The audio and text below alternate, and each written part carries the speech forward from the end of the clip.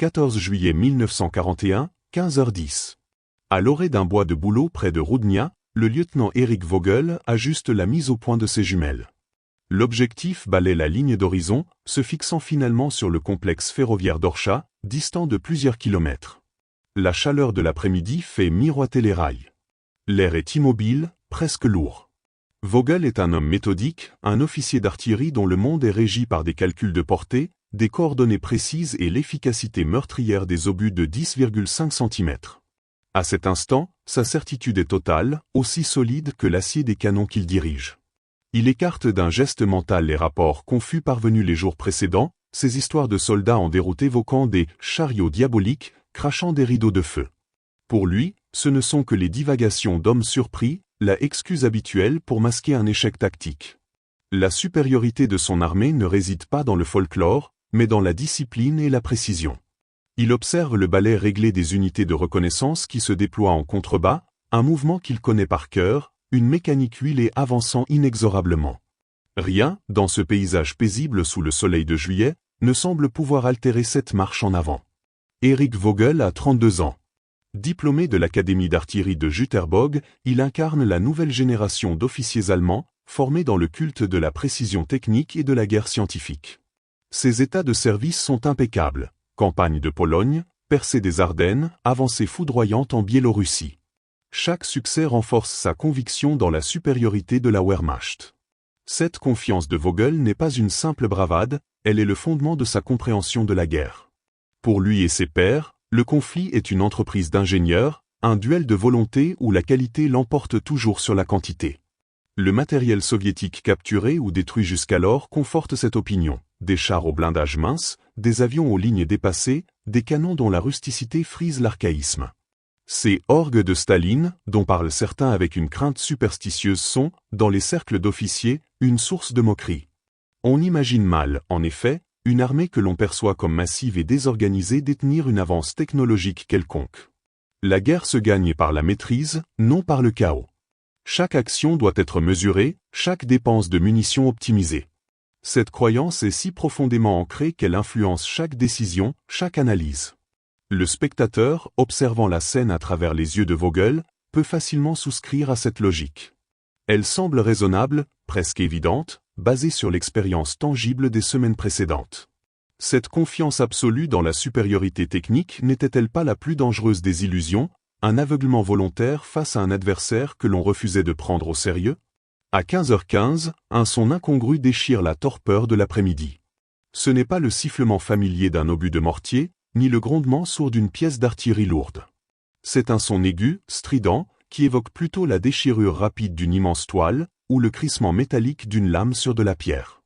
Le bruit semble venir de loin, à l'est, sans qu'une source visible ne l'accompagne. Vogel baisse légèrement ses jumelles, fronçant les sourcils. Aucune explosion ne suit. Rien ne vient matérialiser cette perturbation acoustique. Un de ces hommes, un caporal assis à l'entrée de l'abri, tourne la tête vers l'est avec une curiosité distraite avant de hausser les épaules. L'incident est noté, puis presque aussitôt oublié, classé comme une anomalie sans conséquence dans le paysage sonore de la bataille. Un détail qui ne colle pas, mais que l'esprit formé par des mois de combat conventionnels rejette faute de point de comparaison. Cette première anomalie isolée devient soudainement multiplication. Quelques secondes plus tard, le son unique se répète, mais cette fois, il n'est pas seul. Une série rapide de ces déchirures stridentes emplit l'air, se fondant en un crépitement continu et rampant qui semble provenir de partout à la fois. Le ciel, jusqu'alors vide, se parsème de dizaines, puis de centaines de petites traînées de fumée, courtes et épaisses, qui convergent vers le ciel au-dessus d'Orsha comme un essaim d'insectes fulgurants. Le phénomène est silencieux visuellement, dépourvu de la lueur flashante des tirs d'artillerie traditionnels. Puis, l'impossible se produit. Au lieu d'impact précis localisé sur des points stratégiques, c'est la totalité de la zone de la gare qui s'embrase simultanément. Non pas une explosion après l'autre, mais une vague unique et dense de déflagration qui fusionne en un rugissement uniforme. Le sol semble trembler à distance. En l'espace de 10 secondes, un hectare de terrain est méthodiquement labouré, transformé en un paysage lunaire bouillonnant de feu et de fumée noire. La précision a cédé la place à la saturation absolue. En choisissant de mépriser l'adversaire plutôt que de chercher à comprendre ses rapports inquiétants, ces officiers n'ont-ils pas, par leur arrogance, Sceller le sort des hommes qui attendaient l'ordre d'avancer dans le secteur de la gare? Cette confiance de Vogel n'est pas une simple bravade, elle est le fondement de sa compréhension de la guerre, une doctrine gravée au fer rouge dans son esprit durant ses années de formation et confirmée par les succès foudroyants des semaines précédentes. Pour lui et ses pairs, le conflit est une entreprise d'ingénieurs, un duel de volonté où la qualité l'emporte irrémédiablement sur la quantité. C'est une croyance presque esthétique, la beauté d'un calcul balistique parfait, l'élégance d'une manœuvre en tenaille exécutée avec une précision horlogère. Le matériel soviétique capturé ou détruit jusqu'alors conforte cette opinion dans ses moindres détails. Il a vu les carcasses de chars T-26 et BT-7, au blindage si mince qu'un obus de 3,7 cm les transperçait comme du papier. Il a observé les avions Polikarpov, aux lignes dépassées, qui semblaient appartenir à une autre époque. Les canons de campagne soviétiques, souvent tractés par des chevaux, lui apparaissaient comme des reliques d'un autre siècle, d'une rusticité qui frise l'archaïsme. Chaque interaction renforçait son préjugé. Cette armée était un colosse d'argile, puissant par sa masse, mais vulnérable par son manque de finesse. Cette perception dictait une attitude générale. Les rapports de renseignement évoquant des expérimentations sur de nouvelles armes de roquettes étaient accueillis avec un scepticisme teinté de mépris. Dans les états-majors, on évoquait parfois, avec une ironie condescendante, les fameuses orgues de Staline. L'image même était ridicule. Évoquer un instrument de musique pour désigner une arme de guerre semblait résumer le caractère primitif et superstitieux que l'on prêtait à l'adversaire. On imaginait des dispositifs improvisés, bruyants, inefficaces. Pour des artilleurs comme Vogel, pour qui la moindre seconde de retard dans une salve ou le moindre écart de portée était une insulte à leur professionnalisme, l'idée d'une arme basée sur la saturation plutôt que sur la précision était non seulement étrangère, mais profondément antimilitaire. C'était l'antithèse de leur article. La guerre, pour Vogel, devait être un processus contrôlé, un jeu d'échecs où chaque pièce a sa valeur et son mouvement prévisible. Cette croyance était si profondément ancrée qu'elle devenait un filtre à travers lequel toute information nouvelle était passée. Les récits de soldats revenant du front avec des histoires de « chariots diaboliques » crachant des rideaux de feu étaient immédiatement catalogués comme des exagérations nées de la peur, la excuse habituelle pour masquer un échec tactique ou une panique indigne. Le spectateur, observant la scène à travers les yeux de Vogel et le prisme de ses expériences passées, peut facilement souscrire à cette logique. Elle semble non seulement raisonnable, mais évidente. Après tout, les preuves tangibles, jusqu'à cet après-midi du 14 juillet, abondaient dans ce sens. La supériorité technique avait toujours été le facteur décisif, pourquoi en aurait-il été autrement ce jour-là? La confiance de Vogel n'était pas de l'arrogance creuse, mais la conclusion logique d'un homme rationnel évoluant dans un cadre qu'il maîtrisait parfaitement. Le soleil tapait sur les rails de la gare d'Orsha, les unités avançaient selon le plan, et l'ordre régnait. Le monde de Vogel était cohérent, et cette cohérence était sa plus grande force. Jusqu'à ce qu'elle devienne son point de rupture. Cette confiance absolue dans la supériorité technique n'était-elle pas la plus dangereuse des illusions, un aveuglement volontaire face à un adversaire que l'on refusait de prendre au sérieux? À 15h15, un son incongru déchire la torpeur de l'après-midi, un élément dissonant dans la partition bien réglée que Vogel croyait diriger. Ce n'est pas le sifflement familier et presque rassurant d'un obus de mortier arrivant parabolique, ni le grondement sourd et profond d'une pièce d'artillerie lourde située à des kilomètres. C'est un son aigu, strident, qui évoque plutôt la déchirure rapide d'une immense toile, ou le crissement métallique, prolongé, d'une lame sur de la pierre. Le bruit semble venir de loin, de l'est, sans qu'une source visible ne l'accompagne, sans la moindre lueur à l'horizon. Vogel baisse légèrement ses jumelles, fronçant les sourcils non par inquiétude, mais par irritation. Une perturbation inexpliquée dans son champ auditif. Un raté dans la mécanique. Aucune explosion ne suit. Rien ne vient matérialiser ou justifier cette perturbation acoustique. Un de ces hommes, un caporal assis à l'entrée de l'abri de fortune, tourne la tête vers l'est avec une curiosité distraite, plisse les yeux un instant, puis hausse les épaules avant de se reconcentrer sur la tâche qui l'occupait. L'incident est noté par leur sens, puis presque aussitôt rejeté par leur cerveau, classé comme une anomalie sans conséquence dans le paysage sonore de la bataille. Un détail qui ne colle pas, un grésillement sur une ligne téléphonique, mais que l'esprit, formaté par des mois de combat conventionnels, rejette faute de point de comparaison. C'est cette première petite faille, infime, presque polie, dans l'édifice de leur certitude. Rien qui ne puisse, pour l'instant, remettre en cause l'ordre établi. Juste un mystère fugace, aussitôt enfoui sous le poids de la routine et du préjugé. Le silence revient, plus lourd peut-être, mais le lieutenant Vogel replace déjà ses jumelles devant ses yeux, recadrant la gare d'Orscha, s'attendant à voir se poursuivre le ballet méthodique de ses troupes. La machine de guerre devait reprendre son cours, imperturbable. L'anomalie était déjà oubliée, mais elle avait ouvert une minuscule brèche, une première fissure par laquelle allait s'engouffrer l'inimaginable. À 15h15, un son incongru déchire la torpeur de l'après-midi, un élément dissonant dans la partition bien réglée que Vogel croyait diriger. Ce n'est pas le sifflement familier et presque rassurant d'un obus de mortier arrivant parabolique, ni le grondement sourd et profond d'une pièce d'artillerie lourde située à des kilomètres.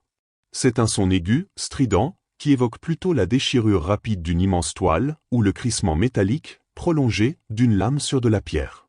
Le bruit semble venir de loin, de l'est, sans qu'une source visible ne l'accompagne, sans la moindre lueur à l'horizon. Vogel baisse légèrement ses jumelles, fronçant les sourcils non par inquiétude, mais par irritation. Une perturbation inexpliquée dans son champ auditif. Un raté dans la mécanique. Aucune explosion ne suit. Rien ne vient matérialiser ou justifier cette perturbation acoustique. Un de ces hommes, un caporal assis à l'entrée de l'abri de fortune, tourne la tête vers l'est avec une curiosité distraite, plisse les yeux un instant, puis hausse les épaules avant de se reconcentrer sur la tâche qui l'occupait. L'incident est noté par leur sens, puis presque aussitôt rejeté par leur cerveau, classé comme une anomalie sans conséquence dans le paysage sonore de la bataille. Un détail qui ne colle pas, un grésillement sur une ligne téléphonique, mais que l'esprit, formaté par des mois de combat conventionnels, rejette faute de point de comparaison. C'est cette première petite faille, infime, presque polie, dans l'édifice de leur certitude. Rien qui ne puisse, pour l'instant, remettre en cause l'ordre établi. Juste un mystère fugace, aussitôt enfoui sous le poids de la routine et du préjugé.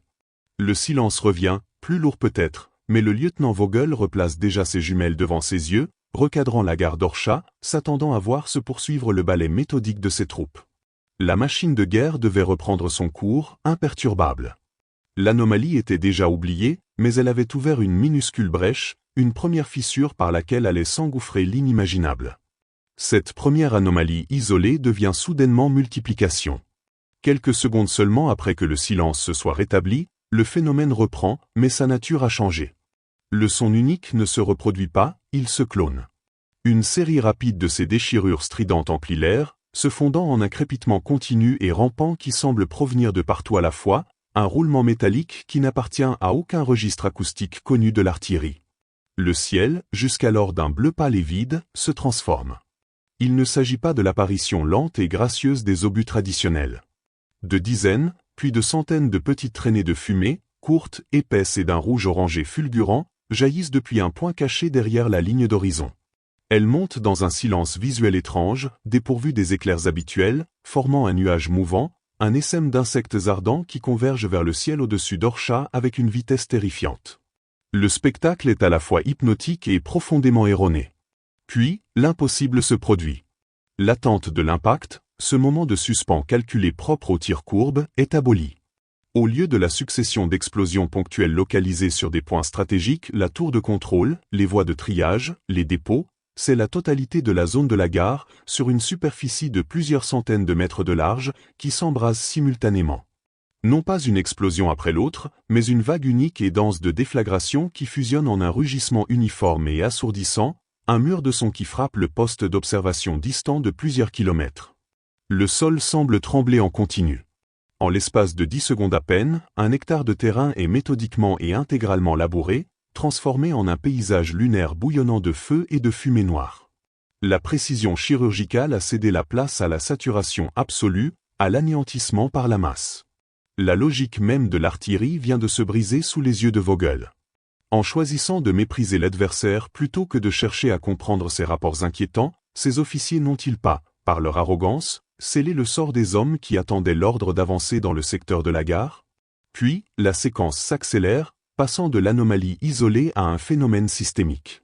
Le son, d'abord unique, se démultiplie. Ce n'est plus une simple déchirure, mais une rafale de déchirures, un crépitement strident et métallique qui se rapproche à une vitesse inconcevable. Le crépitement ne suit pas la logique des tirs d'artillerie rythmés, il est continu, rampant, comme si le ciel lui-même se fissurait sur toute sa longueur. Vogel abaisse complètement ses jumelles, son visage perdant son expression d'irritation pour une concentration intense. Le caporal se lève maintenant, les yeux écarquillés. Le son n'a pas d'origine localisable, il semble émaner d'un front large, invisible, situé au-delà de la limite des arbres à l'est. Il est à la fois partout et nulle part, défiant les tentatives de triangulation acoustique habituelles. C'est la première observation concrète, un profil sonore inconnu, incompatible avec toute arme conventionnelle. Avant même que le cerveau de Vogel n'ait pu traiter pleinement cette aberration auditive, une nouvelle donnée sensorielle, visuelle cette fois, s'impose. Le ciel, au-dessus de la ligne d'horizon face à eux, se peuple de stries. Des dizaines, puis des centaines de traits incandescents, courts et épais, traçant des arcs serrés vers le zénith. Ces traînées, d'un rouge orangé violent, ne ressemblent en rien aux points lumineux des obus. Elles sont plus nombreuses, plus denses, et leur trajectoire est étrangement parallèle, comme si elles étaient lancées en grappes compactes. Elles ne semblent pas voler, mais jaillir d'une source cachée, formant un nuage mouvant et menaçant qui avance inexorablement vers la gare. Le spectacle est silencieux, uniquement visuel, ce qui ajoute à son caractère spectral et irréel. Pour un artilleur, l'absence du son correspondant au projectile en vol est une anomalie profonde. Vogel observe, figé, cette marche silencieuse des traits de feu. Ses mains, habituellement si fermes, serrent inconsciemment les jumelles avec une force blanche. La logique voudrait que chaque traîne corresponde à un impact, mais l'échelle est telle que l'esprit refuse de faire le calcul. La deuxième observation est donc cette visualisation de la masse, de la quantité pure, qui s'oppose frontalement au principe de précision qu'il chérit. Vient alors la phase d'impact, ou plutôt, l'abolition de la notion même d'impact individuel. Le déluge de feu qui s'abat sur la gare d'Orsha n'est pas une succession d'explosions. C'est un événement unique, d'une densité et d'une simultanéité terrifiantes. Au moment où les traînées atteignent leur apogée et commencent leur descente, l'attente angoissante de Vogel est brutalement interrompue non par un premier boom annonciateur, mais par un rugissement unifié. La totalité de la zone ciblée, large de plusieurs centaines de mètres, s'embrase en une seule fois. Des centaines de déflagrations fusionnent pour créer un mur de son continu, un grondement de tremblement de terre qui frappe physiquement les observateurs, leur comprimant la poitrine à plusieurs kilomètres de distance. Le sol vibre sous leurs pieds non par ondes successives, mais par une vibration soutenue. À travers les jumelles, le paysage se métamorphose en temps réel. Ce n'est pas un secteur qui est touché ponctuellement, c'est un hectare entier qui est systématiquement et intégralement ravagé, comme si un rouleau compresseur de flammes et de débris passait sur la zone. Les explosions ne sont pas localisables. Elles forment une soupe de feu, un lac de flammes où il devient impossible de distinguer un bâtiment, un véhicule ou une position. La fumée, épaisse et noire, s'élève en un unique panache monstrueux, obscurcissant le soleil. La troisième observation, la plus brutale, est l'efficacité de cette saturation. La précision n'a pas été remplacée par de l'imprécision, mais par une nouvelle catégorie, la destruction par couverture totale. Aucun point de la zone n'est épargné. La notion de cible a disparu au profit de celle de zone d'anéantissement. Les conséquences immédiates sont tout aussi éloquentes que l'événement lui-même. Le balai réglé des unités de reconnaissance, que Vogel observait avec satisfaction quelques minutes plus tôt, est pulvérisé. Les signaux radio, qui crépitaient d'ordre et de rapport, deviennent d'abord un chaos de cris inarticulés, puis s'éteignent complètement, laissant un silence radio lourd de sens. Aucun contre-ordre, aucun appel à l'aide organisée n'émerge du brasier. Le silence qui suit le rugissement est peut-être plus terrifiant encore que le bruit lui-même. Il signifie l'absence de survivants, ou du moins, l'impossibilité pour quiconque de coordonner une réponse. Vogel reste immobile, les jumelles baissées. Il ne cherche plus à observer les détails. L'image d'ensemble est suffisante. Sa formation lui dicte d'analyser, d'évaluer les dégâts, de rédiger un rapport. Mais son esprit est vide de calcul. Il vient d'assister à quelque chose qui n'entre dans aucune case de son manuel d'artillerie. L'accumulation des observations sensorielles ou le son impossible, le nuage de traînées, la déflagration unifiée, le silence radio, a créé une masse critique de preuves. Chaque élément, pris isolément, aurait pu être rationalisé ou minimisé. Mais leur succession rapide et leur cohérence interne ne laissent aucune place au doute. La doctrine, la qualité, tant vantée, vient de se heurter à une force qui ne joue pas selon les mêmes règles. La carte mentale de Vogel se brise non pas sur un détail, mais sous le poids d'une réalité nouvelle et écrasante. Il regarde la colonne de fumée noire qui monte vers le ciel, un monument à l'efficacité d'une méthode de guerre qu'il avait refusé d'envisager. L'offensive, soigneusement préparée, est stoppée net. Le destin de la bataille pour Smolensk vient de basculer, non pas dans un fracas héroïque, mais dans l'application froide et mathématique d'une équation de destruction dont il ne possède pas les variables. Face à une puissance destructrice qui dépasse l'entendement, la réaction la plus humaine est-elle la terreur, ou l'engourdissement psychologique, cette neutralité morne qui permet de continuer à avancer? La transformation qui s'opère en Eric Vogel n'est ni spectaculaire ni bruyante. C'est un effondrement interne, silencieux, presque administratif. Il ne crie pas, ne gesticule pas. Il se contente de remettre ses jumelles dans leur étui, d'un geste méticuleux qui contraste violemment avec le chaos qu'il vient d'observer. Son visage, auparavant marqué par la certitude, est devenu une page blanche. Il n'y a plus de place pour la moquerie, pour le mépris condescendant envers l'adversaire. Ces concepts appartiennent à un monde révolu, un monde où la guerre était encore un duel d'experts. Ce qu'il vient de vivre n'a rien d'un duel. C'est une exécution. Sa psyché accomplit un recalibrage forcé. La vérité n'est plus une question de conviction personnelle, elle s'est imposée à lui par la démonstration la plus directe qui soit. Il accepte, sans avoir besoin de se l'avouer, que sa croyance initiale était un leurre. L'arrogance n'était pas un trait de caractère, mais un symptôme de l'ignorance. Désormais, chaque bruit, chaque mouvement devra être réévalué à l'aune de cette nouvelle possibilité, que la destruction puisse arriver non pas sous la forme d'un projectile unique et précis, mais comme une condition atmosphérique, un orage d'acier s'abattant sans avertissement sur une zone entière. La vigilance anxieuse qui remplace sa confiance n'est pas de la peur panique, mais la conscience aiguë d'avoir sous-estimé l'ennemi. Le champ de bataille vient de s'élargir bien au-delà des coordonnées cartographiées, pour englober des dimensions jusqu'alors inconnues de l'échelle et de la terreur psychologique. L'offensive est finie. Une autre forme de combat vient de commencer. Le 14 juillet 1941, près de Roudnia, ne marqua pas simplement l'échec tactique d'une unité. Il symbolisa le choc entre deux conceptions de la guerre qui ne pouvaient plus coexister. La salve des Katyushas sur la gare d'Orsha fut bien plus qu'un barrage. Elle fut un point de non-retour, l'instant où la quantité, longtemps méprisée, démontra sa capacité à anéantir la qualité.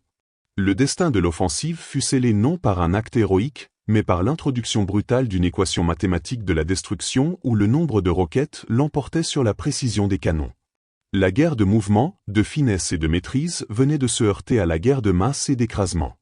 Et dans le silence qui suivit le rugissement, on entendit pour la première fois le son étouffé de la guerre moderne. Le système BM-13, rapidement surnommé Katyusha, représentait une révolution conceptuelle. Monté sur un camion IS-6, il pouvait lancer 16 roquettes M13 de 132 mm en moins de 10 secondes. La véritable innovation n'était pas la précision individuelle, mais la saturation. En couvrant une zone de dizaines de projectiles simultanés, il garantissait mathématiquement la destruction totale. En choisissant de mépriser l'adversaire plutôt que de chercher à comprendre ses rapports inquiétants, ces officiers n'ont-ils pas, par leur arrogance, signé l'arrêt de mort de ceux qui étaient sous leur commandement? Ce qui se produit ensuite n'est pas un simple bombardement, c'est l'abolition de la physique telle que Vogel la connaît. L'événement impossible n'est pas une seule action, mais une séquence qui défie toute rationalisation militaire. Le rugissement unifié des explosions était déjà une rupture, mais c'est l'après-coup qui scelle l'impossibilité. Le silence radio persistant n'est plus seulement inquiétant, il devient une preuve tangible. Vogel ordonne à son opérateur de tenter de joindre le poste de commandement avancé, puis la compagnie de reconnaissance, puis n'importe quelle unité dans le secteur de la gare. La réponse est toujours la même, un crépitement vide, un blanc sidéral dans le paysage sonore électronique. Aucune voix, aucun code, aucun signal de détresse organisée. Ce silence signifie que les structures de commandement, conçues pour résister à des attaques conventionnelles, ont été anéanties dans leur intégralité et simultanément. Un obus, même de gros calibre, ne fait pas taire toutes les radios d'un secteur en 10 secondes. Seule une couverture totale et instantanée de toute la zone peut produire un tel effet. Puis, les premières observations visuelles directes, une fois que la fumée commence à se dissiper légèrement, confirment l'impensable. À travers les jumelles, Vogel ne distingue plus de formes reconnaissables. Il n'y a plus de bâtiments debout, plus de silhouettes de wagons ou de camions. Le paysage a été homogénéisé en une mer de débris incandescents et de terre retournée. La gare d'Orsha n'existe plus. Elle a été remplacée par une plaque stérile et fumante. Son esprit d'artilleur, conditionné à évaluer les dégâts, cherche en vain un point de référence. Il n'y en a pas. La destruction est si totale qu'elle en devient abstraite. Un hectare de terrain a été non pas bombardé, mais effacé. La notion même de « cible » a perdu son sens. L'arme n'a pas visé des objectifs, elle a annihilé une portion d'espace. Mais l'élément le plus dévastateur pour la rationalité de Vogel est l'échelle temporelle. Il consulte sa montre machinalement. L'intégralité de l'événement, du premier son étrange au silence funèbre, s'est déroulée en moins de 2 minutes. La phase de destruction active, elle, n'a pas duré plus de 10 à 15 secondes. Son propre régiment d'artillerie aurait nécessité au moins un quart d'heure, avec des réglages minutieux et des tirs ajustés, pour tenter d'obtenir une fraction de ce résultat sur une zone aussi vaste. Et encore, il aurait subsisté des poches intactes, des angles morts. Là, l'efficacité est de 100%. La rapidité et l'exhaustivité de la frappe sont les deux faces d'une même monnaie, celle d'une technologie qui ne vise pas la précision ponctuelle, mais la garantie statistique. La probabilité qu'un homme survive dans cette zone est devenue mathématiquement nulle. C'est ce calcul froid, qui s'impose à lui non pas comme une théorie mais comme une évidence visuelle et acoustique, qui brise sa grille de lecture. Sa doctrine était basée sur l'idée que face à une arme de précision, une contre-mesure était toujours possible, un déplacement, un blindage, une parade. Face à cette saturation, il n'existe aucune parade individuelle ou tactique. La seule défense serait de ne pas être dans la zone au moment de l'impact. La guerre vient de basculer de l'art du tir à l'art de la prédiction et de la dissimulation à une échelle monumentale. La carte mentale que Vogel avait de la bataille, une carte avec des lignes, des points forts, des axes de progression, se déchire. Elle est remplacée par une vision nouvelle et cauchemardesque, le champ de bataille comme une grille, où chaque case peut, sans avertissement discernable, être soumise à un anéantissement instantané et complet. Sa supériorité technique, si chèrement acquise, si longuement perfectionnée, devient soudainement obsolète. Ce n'est pas qu'elle soit inefficace, elle est simplement hors sujet. C'est comme se présenter à un duel d'épée avec une lame de maître face à un adversaire équipé d'un lance-flamme. Les règles ont changé sans qu'on lui ait annoncé. L'impossible n'était pas une exception, c'était une nouvelle règle, et il venait d'en être le premier témoin, impuissant. Le rapport qu'il devra rédiger lui apparaît déjà comme une absurdité. Comment décrire l'indescriptible? Comment quantifier l'inquantifiable? Comment expliquer à ses supérieurs, qui partagent ses anciennes certitudes, que le fondement même de leur art vient de voler en éclats sous ses yeux? La réalité n'avait pas besoin de ses croyances pour exister. Elle s'était simplement manifestée, avec la force brutale de l'évidence, réduisant sa confiance en cendres aussi efficacement que les roquettes avaient réduit la gare d'Orsha en poussière. Il resta immobile, le regard vide fixé sur le panache de fumée qui montait comme un monument à sa propre erreur, tandis que la transformation silencieuse en lui s'achevait. La transformation qui s'opéra en Eric Vogel dans les minutes qui suivirent ne fut annoncée par aucun cri, aucune exclamation. Elle fut un processus interne, d'une froideur et d'une profondeur glaçante. Alors que la fumée continuait de monter dans le ciel de l'après-midi, formant une colonne noire et épaisse qui servait de pierre tombale à la gare d'Orsha, l'officier entreprit des gestes d'une normalité déconcertante. Il rangea ses jumelles dans leur étui de cuir avec une lenteur méthodique, vérifiant même le loquet d'un doigt qui ne tremblait pas. Ce calme n'était pas du courage, c'était le fonctionnement résiduel d'un système nerveux confronté à une donnée trop vaste pour être traité émotionnellement. Son esprit, aiguisé par des années d'études et de pratique, avait déjà cessé de chercher à nier l'évidence. Il avait assisté à l'impossible, et l'impossible, une fois constaté, devenait simplement un nouveau paramètre, aussi terrible fut-il. Il se tourna vers son opérateur radio, dont le visage était pâle et les yeux fixes. D'une voix étonnamment plate, monocorde, il demanda un rapport des postes avancés, puis des unités de soutien. Chaque silence radio qui lui était rapporté, chaque aucun contact, répété comme une litanie, n'était pas une surprise, mais une confirmation. Chaque absence de réponse était une pièce supplémentaire venant s'encastrer parfaitement dans le puzzle de la nouvelle réalité. Vogel ne s'agitait pas. Il écoutait, les yeux perdus vers le brasier lointain, absorbant l'information. L'offensive, soigneusement planifiée, minutieusement mise en œuvre, était morte-née. Les forces qui devaient se déployer à partir de la gare étaient soit annihilées, soit si sévèrement désorganisées qu'elles mettraient des heures, voire des jours, à se reformer. Et pendant ce temps, que préparait l'adversaire? Cette pensée était la plus insupportable. La certitude avait fait place à un abîme de questions sans réponse. Les jours qui suivirent confirmèrent la transformation du champ de bataille. Les Katyusha, déployés par dizaines de batteries, devinrent le cauchemar des forces allemandes. Leur mobilité leur permettait de frapper puis de disparaître avant les contre-batteries. Vogel rédigea son rapport cette nuit-là. Chaque mot lui coûtait. Comment expliquer à ses supérieurs que le fondement de leur art venait de voler en éclats? Son rapport fut reçu avec incrédulité, mais d'autres rapports similaires affluèrent de tout le front. La réalité s'imposait, implacable. Pour Eric Vogel, le 14 juillet 1941 à 15h15 marqua la fin d'un monde. Le monde où la guerre était un art de précision, où la qualité triomphait de la quantité. Ce monde avait brûlé avec la gare d'Orcha. Un nouveau monde était né, un monde de saturation et de statistiques, où la survie dépendait de la capacité à accepter l'imprévisible.